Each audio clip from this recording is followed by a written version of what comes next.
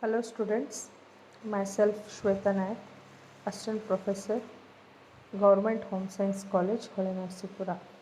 Today I am going to speak about factors influencing disability, genetic and environment. This is session number 3 offered for 4th semester. The name of the paper is Children with Special Needs. So let's go one by one. Factors influencing disability, genetic and environment.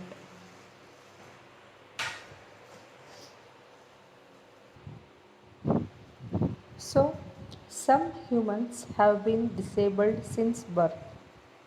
Some humans became more disabled over a time of birth. Some humans became disabled suddenly because of an accident or a disease. It is not possible to prevent all impairments. Some babies from differently inside the womb and no one knows why. But many disabilities in babies are caused by harmful conditions of women's life. If women can't get enough nutrition food to eat, can protect themselves from the work with toxic chemicals and can get a good health care, including care at the time of childbirth, then many disabilities could be prevented. ಏನಪ್ಪ ಅಂತಂದರೆ ಕೆಲವೊಮ್ಮೆ ಮನುಷ್ಯ disable ಆಗೋದು ಹುಟ್ತಾ ಇಂತನೇ disable ಆಗೋ chances ಇರುತ್ತೆ. ಕೆಲವೊಮ್ಮೆ child birth ಪ್ರೊಸೆಸ್ಸಲ್ಲಿ, ಕೆಲವೊಮ್ಮೆ ಬೆಳೀತಾ ಸಡನ್ಲಿ ಏನೋ ಒಂದು ಆ್ಯಕ್ಸಿಡೆಂಟ್ ಆಗಿ ಅಥವಾ ಯಾವುದೋ ಒಂದು ಡಿಸೀಸ್ ಬಂದು ಡಿಸೇಬಲ್ ಅಥವಾ ಇಂಪೇರ್ ಆಗೋ ಚಾನ್ಸಸ್ ಇರ್ತಾನೆ. ಕೆಲವೊಂದು ಮಕ್ಕಳು ಊಂಬಲ್ಲೇ ಇದ್ದವಾಗ ಡಿಸೇಬಲ್ಡ್ ಆಗಿ ಕನ್ವರ್ಟ್ ಆಗ್ತಾರೆ. ಆದರೆ ಅದಕ್ಕೆ ಪರ್ಟಿಕ್ಯುಲರ್ ಕಾರಣ ಏನು, ಆದರೆ ಅದಕ್ಕೆ ದ ರೀಸನ್ಸ್ ಏನಿದ್ದಾವೆ ಅದನ್ನು ನಾವು ಜಡ್ಜ್ ಮಾಡೋಕ್ಕಾಗಲ್ಲ. ಕೆಲವೊಮ್ಮೆ ಮೆನಿ ಡಿಸೆಬಿಲಿಟೀಸ್ ಯಾವಾಗ ಫೈಂಡ್ ಔಟ್ ಆಗ್ತವೆ ಅಂತಂದರೆ, ಪ್ರೆಗ್ನೆಂಟ್ ಲೇಡಿಗೆ ಪ್ರಾಪರ್ ಕೇರ್ ಸಿಗದೇ ಇದ್ದವಾಗ. ಯಾವಾಗಪ್ಪ ಅಂತಂದರೆ, ಒಂದು ಲೇಡಿ ಪ್ರೆಗ್ನೆಂಟ್ ಇದ್ದವಾಗ, ಡ್ಯೂರಿಂಗ್ ದ ಪ್ರೆಗ್ನೆನ್ಸಿ ಅವಳಿಗೆ ನ್ಯೂಟ್ರಿಷನ್ ಫುಡ್ ಸಿಗದೇ ಪೋಷಕಾಂಶ ಭರಿತ ಫುಡ್ ಸಿಗದೇ ಇರುವಾಗ, ಅಥವಾ ಅವಳು ಇರೋವಂತಹ ವಾತಾವರಣ ಟಾಕ್ಸಿಕ್ ಕೆಮಿಕಲ್ಸ್ನಿಂದ ತುಂಬಿರೋ ಅಂತಹ ಸಂದರ್ಭದಲ್ಲಿ, ಅಥವಾ ಅವಳ ಹೆಲ್ತ್ ಕೇರನ್ನು ನೀಟಾಗಿ ನೋಡ್ಕೊಳ್ಳದೇ ಇರೋ ಸಂದರ್ಭದಲ್ಲಿ, ಅಥವಾ at the time of delivery ಅಂತ ಹೇಳ್ಬೋದು, ಅಂದರೆ ಡಿಲಿವರಿ ಸಂದರ್ಭದಲ್ಲಿ ಯಾವ ಕಾರಣ ಅಂತ ಹೇಳ್ಬಿಟ್ಟು ನಾವು ಜಡ್ಜ್ ಮಾಡೋಕ್ಕಾಗಲ್ಲ. Next, the major causative factor for disability include. So main reasons ಏನು ಕಾರಣ ಇರಬಹುದು ಡಿಸೆಬಿಲಿಟಿ ಆಗಲಿಕ್ಕೆ ಅಂತಂದರೆ, ಪ್ರೀನೇಟಲ್ ಅಂದರೆ ಗರ್ಭದಲ್ಲಿ ಇರುವಾಗ 0 to 9 months ಏನಿರ್ತಾರೆ ಒಂದು ಮಗು ತಾಯಿ ಗರ್ಭದಲ್ಲಿ ಏನು 0 to 9 months ಇರ್ತವೆ. ಸೊ ಆ ಸಂದರ್ಭದಲ್ಲಿ ಏನು ಆಗೋ ಚಾನ್ಸಸ್ ಇರುತ್ತೆ. Genetic, chromosomal infections in mother, exposure to toxic substance, thyroid deficiency, congenital defects in the brain, chromosomal abnormalities like Down syndrome, Fragile X syndrome, maybe cause mental retardation, metabolic and nutritional disorder.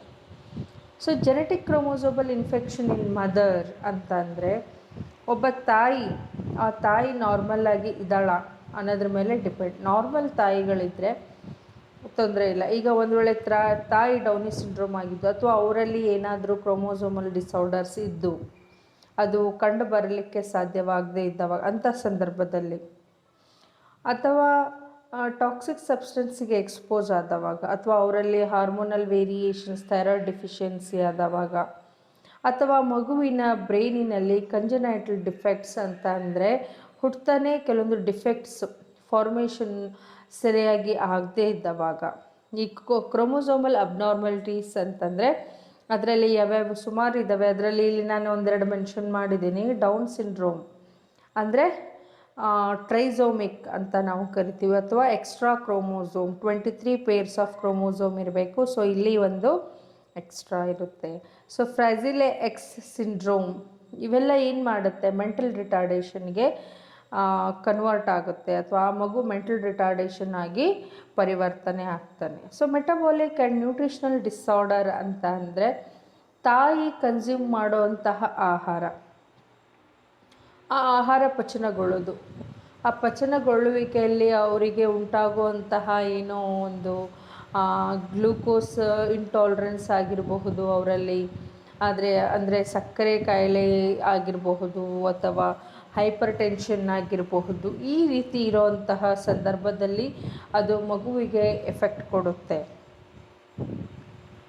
Next phenyl ಕಿಟನೂರಿಯಾ, PKU ಅಂತ ಕರಿತೀವಿ. affects baby body process or metabolize protein, hence phenylalanine accumulates in the bloodstream and become toxic and lead to brain damage and the mental retardation.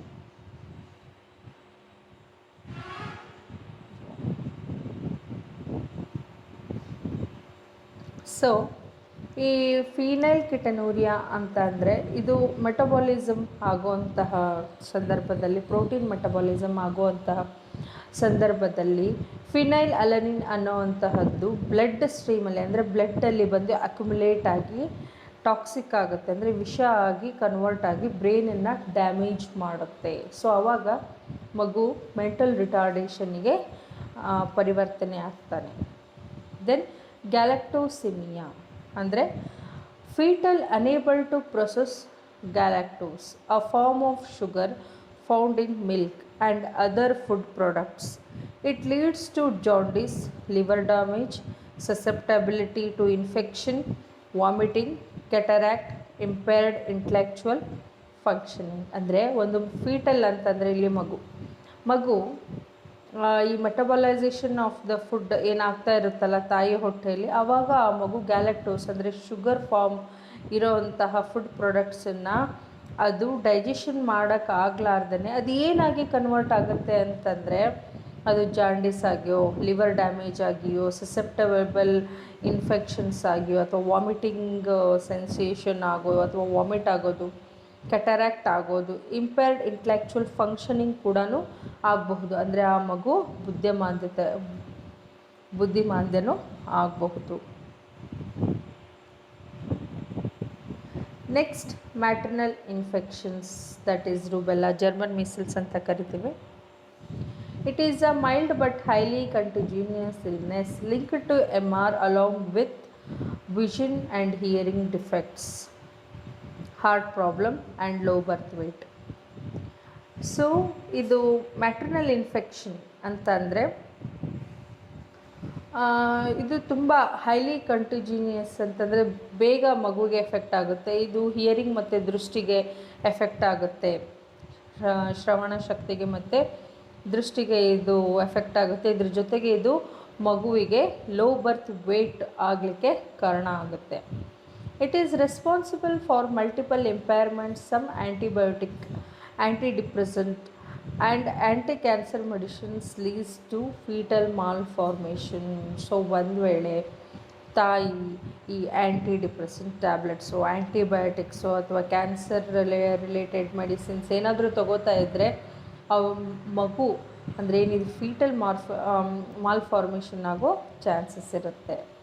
Some drugs ಅಂದರೆ ಇಲ್ಲಿ ಕೆಲವು ಔಷಧಿಗಳು ಟೇಟಾಜನ್ಸ್ ಆಗಿ convert ಆಗುತ್ತೆ. ಟೇಟಾಜನ್ಸ್ ಅಂತಂದರೆ ಅದು ಒಂದು ವಿಷವಾಗಿ ಕನ್ವರ್ಟ್ ಆಗಿ ಮಗುವ ಬಾಡಿಯನ್ನು ಮಾಲ್ಫಾರ್ಮೇಷನ್ ಆಗಿ, ಅಂದರೆ ಮಾಲ್ಫಾರ್ಮೇಷನ್ ಅಂತಂದರೆ ಪ್ರಾಪರ್ ಬಾಡಿ ಆಗಿರಲ್ಲ, ಅಲ್ಲೇನಾದರೂ ಡೆಫಿಷಿಯೆಂಟನ್ನು ಅಥವಾ ಮಗು ನಾರ್ಮಲ್ ಆಗಿ ಹುಟ್ಟದೇ ಇರೋಕ್ಕೆ ಯಾವುದೋ ಒಂದು ಇಂಪೇರ್ಮೆಂಟನ್ನು ಅದು ಆ್ಯಡ್ ಮಾಡಿಬಿಡುತ್ತೆ.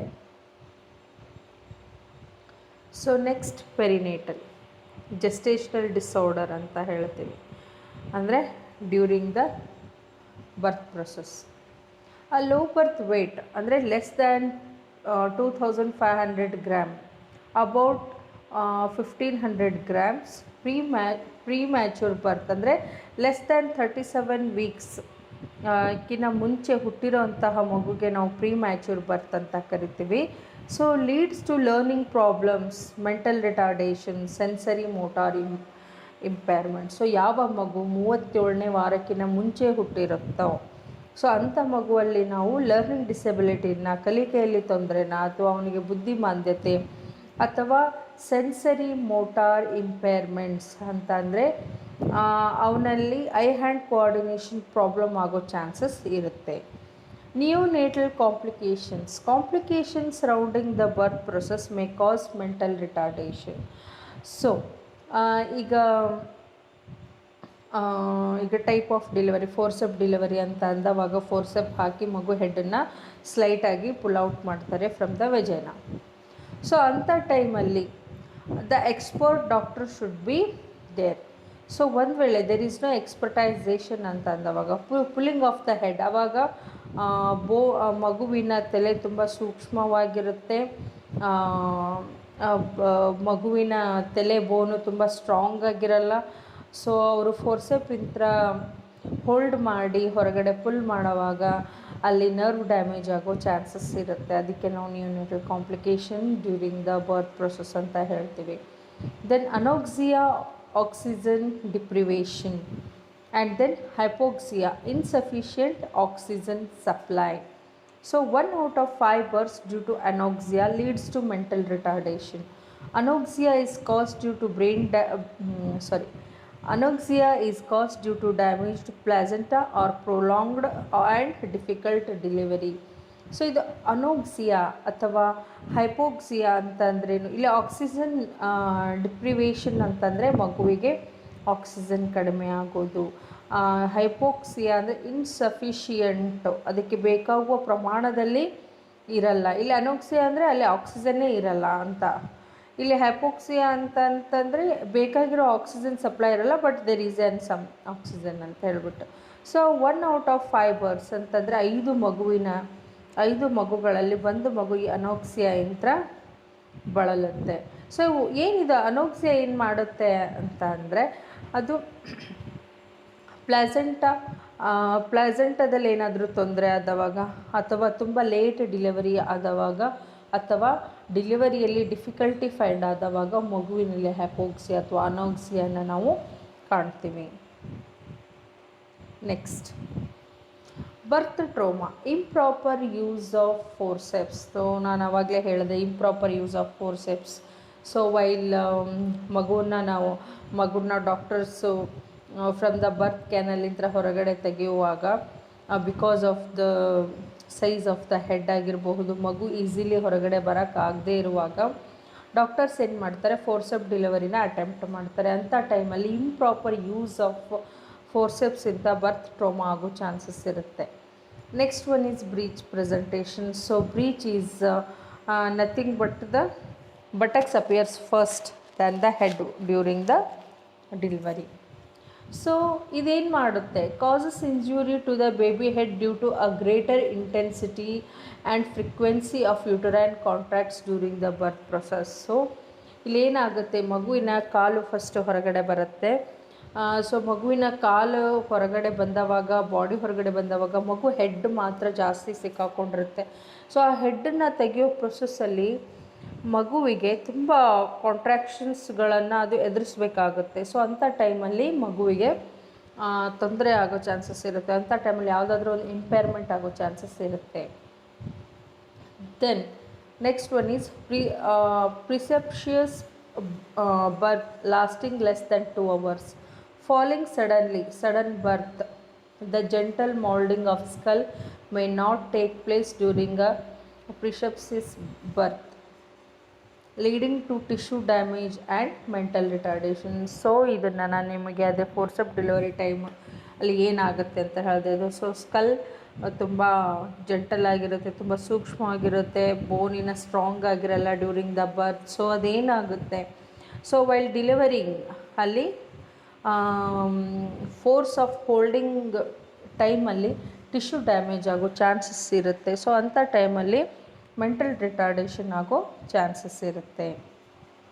So next reason is postnatal ಅಂದರೆ after delivery. So some infection and intoxicants ಏನು ಮಾಡುತ್ತೆ, ಲೀಡ್ ಪಾಯ್ಸನಿಂಗ್. ಸೊ ಇದು causes seizures, brain damage, disorder of central nervous system. So ಮಗುವಿನಲ್ಲಿ ಲೀಡ್ ಅಂದರೆ ಸತ್ತು ಪಾಯ್ಸನಿಂಗ್ ಆಯಿತು ಅಂತಂದರೆ ಮಗುವಿಗೆ ಲಕ್ವ ಹೊಡೆಯೋ ಚಾನ್ಸಸ್ಸು ಅಥವಾ ಬ್ರೈನ್ ಡ್ಯಾಮೇಜ್ ಆಗುವಂಥದ್ದು ಅಥವಾ ಸೆಂಟ್ರಲ್ ನರ್ವಸ್ ಸಿಸ್ಟಮಲ್ಲಿ ಏನೋ ಒಂದು ಪ್ರಾಬ್ಲಮನ್ನು ನಾವು ಕಾಣ್ತೀವಿ. ಸೊ ಮ್ಯಾಗ್ನೆಟಿಟಿಸ್ ಅಂತಂದರೆ viral infection, it cause the damage to the brain cover. So ಇದು ಬ್ರೈನ್ ಕವರಿಗೆ, ಇದೊಂದು ವೈರಲ್ ಇನ್ಫೆಕ್ಷನ್ ಬ್ರೈನ್ ಕವರಿಗೆ ಇದು ತೊಂದರೆ ಕೊಡುತ್ತೆ. Then encephalitis, inflammation of the brain tissue, it causes damage to the central nervous system. So encephalitis ಅಂತಂದರೆ brain tissue ಅಲ್ಲಿ ಊತ ಕಾಣ್ಕೊಳ್ಳುತ್ತೆ. ಸೊ ಇದರಿಂದ ಏನಾಗುತ್ತೆ, ಅದು ಸೆಂಟ್ರಲ್ ನರ್ವಸ್ ಸಿಸ್ಟಮನ್ನು ಡ್ಯಾಮೇಜ್ ಮಾಡುತ್ತೆ. Next environmental factors like nutrition problem, poverty and malnutrition. So friends, nutritional problem. So ನಮ್ಮ ದೇಶ, ಭಾರತ ದೇಶ ಇದು ಹಳ್ಳಿಗಳಿಂದ ಕೂಡಿರುವಂತಹ ದೇಶ. ಇಲ್ಲಿ ಹಳ್ಳಿ ಪ್ರದೇಶದಲ್ಲಿ ಪಾವರ್ಟಿಯನ್ನು ನಾವು ಕಾಣ್ತೀವಿ. ಪ್ರಾಪರ್ ನಾಲೆಜ್ ಇಲ್ಲದೆ ಇರೋವಂತಹದ್ದು, ಪ್ರೆಗ್ನೆಂಟ್ ಲೇಡಿಗೆ ಯಾವ ರೀತಿ ಕೇರ್ ಕೊಡಬೇಕು ಅನ್ನೋ ಜ್ಞಾನ ಇಲ್ಲದೆ ಇರೋವಂತಹ ಅಥವಾ ಜ್ಞಾನ ಅನ್ನೋಕ್ಕಿಂತ ತಿಳುವಳಿಕೆ, ಅರಿವು ಇಲ್ಲದೆ ಇರೋವಂತಹ ಸಂದರ್ಭದಲ್ಲಿ ಇಂಪ್ರಾಪರ್ ನ್ಯೂಟ್ರಿಷನ್ನಿಂದ ಮಗುವಿಗೆ ಮೆಂಟಲ್ ರಿಟಾರ್ಡೇಷನ್ ಆಗೋ ಚಾನ್ಸಸ್ ಇರುತ್ತೆ. ಅಡ್ವರ್ಸ್ ಲಿವಿಂಗ್ ಕಂಡೀಷನ್ಸ್, ಈಗ ಕೆಲವೊಂದು ಏರಿಯಾದಲ್ಲಿ ವಾರ್ ಆಗಿರುತ್ತೆ. ಸೊ ಆ ವಾರ್ ಆಗಿರೋ ಟೈಮ್ ಆ ಕೆಮಿಕಲ್ ಎಷ್ಟು ಎಕ್ಸ್ಪೋಸ್ ಆಗಿರುತ್ತೆ ಅಂತ ಅಂದರೆ ಅಲ್ಲಿ ಹುಟ್ಟೋ ಮಗುನೂ ಕೂಡ ಮತ್ತೆ ನಾರ್ಮಲ್ ಆಗಿ ಹುಟ್ಟಲ್ಲ. ಸೊ ಇದಕ್ಕೆ best example Nagasaki and Hiroshima. Then inadequate health care. So ಇಲ್ಲಿ ತಾಯಿ ಗರ್ಭದಲ್ಲಿ ಇದ್ದವಾಗ ಅಥವಾ ತಾಯಿ ಇರೋವಂತಹ ಸುತ್ತಮುತ್ತಲಿನ ಜಾಗ ಎಲ್ಲವೂ ಕೂಡ ತುಂಬ ಹೆಲ್ದಿಯಾಗಿರಬೇಕು. ಅವ್ರನ್ನ ನೋಡ್ಕೊಳ್ಳೋ ಅಂಥದ್ದು ಹೆಲ್ದಿಯಾಗಿ ನೋಡ್ಕೋಬೇಕು. ಸೊ ಅವರಿಗೆ ಹೆವಿ ಫಿಸಿಕಲ್ ಆ್ಯಕ್ಟಿವಿಟಿನ ಕೊಡಬಾರ್ದು, ಲೈಟ್ ಆ್ಯಕ್ಟಿವಿಟಿನ ಕೊಡಬೇಕು. ಅದ್ರ ಜೊತೆಗೆ ಒಳ್ಳೆಯ ಆಹಾರವನ್ನು, ಪೋಷಕಾಂಶ ಭರಿತ ಆಹಾರ, ಅದ್ರ ಜೊತೆಗೆ ಪ್ರಾಪರ್ ಡಾಕ್ಟರ್ ಕೇರ್, ಚೆಕಪ್ ಇರಲೇಬೇಕು.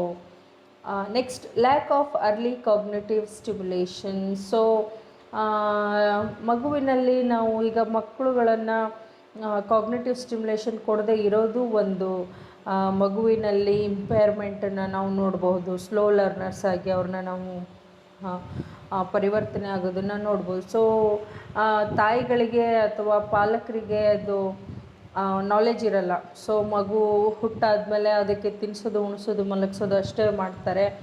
ಆದರೆ ಆಟದ ಜೊತೆಗೆ ಪ್ರಾಪರ್ ಸ್ಟಿಮ್ಯುಲೇಷನ್ ನಾವು ಕೊಡ್ತಾ ಇದ್ದೇವೆ ಅನ್ನೋದು ಅವರಿಗೆ ಗೊತ್ತಿರಲ್ಲ. ಸೊ ನಾವು ಮಗುವಿಗೆ ಅದರ ಏಜ್ ಪ್ರಕಾರ ನಾವು ಆಟ ಆಡಿಸೋದ್ರಿಂದ ಹೇಗೆ ಆಟ ಆಡಿಸೋದು ಅಂತಂದರೆ ಡಿಫ್ರೆಂಟ್ ಸೈಜಲ್ಲಿರೋ ಆಟ ಸಾಮಾನುಗಳನ್ನು ಕೊಡೋದು, ಡಿಫ್ರೆಂಟ್ ಕಲರ್ಸಲ್ಲಿರೋ ಆಟ ಸಾಮಾನುಗಳನ್ನು ಕೊಡೋದು, ಹೋಲ್ಡಿಂಗ್, ಗ್ರಾಸ್ಪಿಂಗ್. ಸೊ ಇವನ್ನೆಲ್ಲ, ಈ ಆಟಗಳನ್ನೆಲ್ಲ ನಾವು ಕೊಡೋದ್ರಿಂದ ಮಗುವಿನ ಕಾಗ್ನಿಟಿವ್ ಸ್ಟಿಮ್ಯುಲೇಷನ್ ಇಂಪ್ರೂವ್ ಆಗುತ್ತೆ. Then child abuse and neglect, ಮಗುವನ್ನ ನಾವು ನೆಗ್ಲೆಕ್ಟ್ ಮಾಡೋದು ಅಥವಾ ಅಬ್ಯೂಸ್ ಮಾಡುವಂತಹದ್ದಾಗಿರಬಹುದು. ಸೊ ಇವೆಲ್ಲ ಮಗುವಿನ ಮಾನಸಿಕ ಸ್ಥಿತಿ ಮೇಲೆ ಪರಿಣಾಮ ಬೀರುತ್ತೆ. Then accident, due to accident there may be a causes of physical as well as mental handicapness among the children. And then interaction between environmental and genetic or biological contribution. ಇದೆಲ್ಲದರ ಜೊತೆ ಒಂದು ಮಗುವಿನ ಬೆಳವಣಿಗೆ ವಾತಾವರಣ ಹಾಗೂ ಅದರ ಜೆನೆಟಿಕ್ ಕೆಪಬಿಲಿಟಿ ಅಥವಾ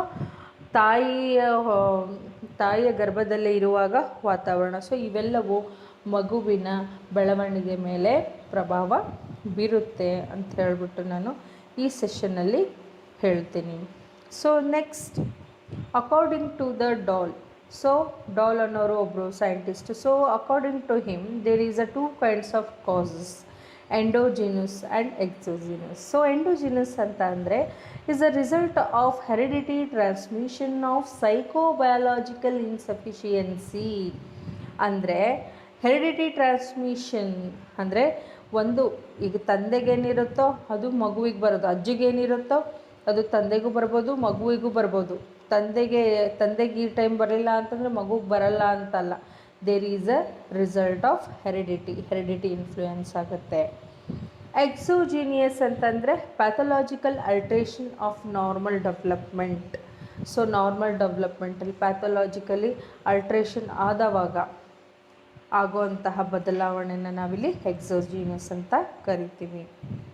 next, according to Davenport, so there are 7 categories of cause based on the developmental stages. So ಏನೇನು? Defects arising in the germ plasma.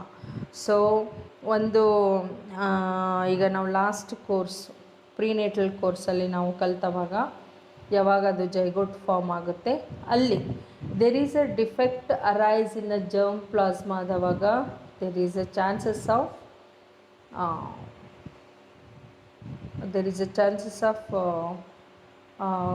Birth of the deformed child ಅಂತ ಹೇಳ್ಬೋದು.